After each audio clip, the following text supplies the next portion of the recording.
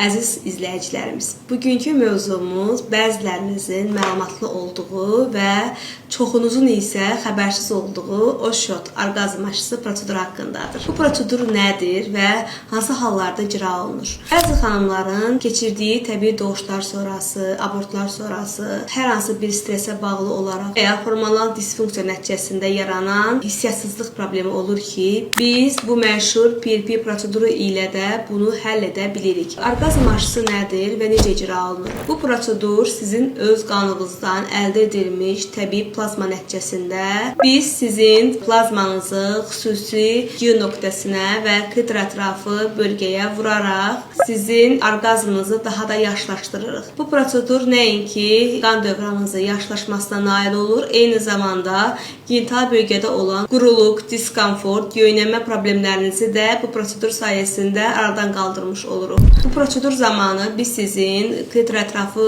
bölgənizə, xüsusi nöqtələrinizə və G nöqtənizə öz qanınızda əldə edilmiş təbii plazmanızı inyeksiya edərək sizin genital bölgənizdə olan qan dövranınızı yaşlaşdırırıq və hissiyatınızın bərpa olunmasına nail olmuş oluruq. Bu prosedur klimaks keçirən və menopoz öncəsi pasientlərə də çox müsbət təsir göstərir. Xanımlarda olan genital bölgədəki quruluğu, həssaslığı, gərginliyi, hətta uğursuz vaginoplastika icra olunmuş pasientlərdə çapıq nahiyəsində yaranan ağrı, diskomfortu aradan qaldırmaq üçün də icra edirik.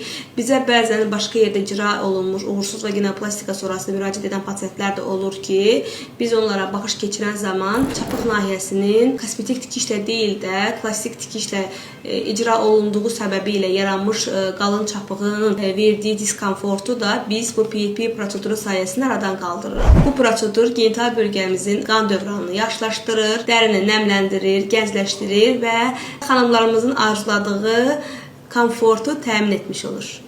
Əziz xanımlar, bizimlə hər zaman sağlam və özgüvənli olun.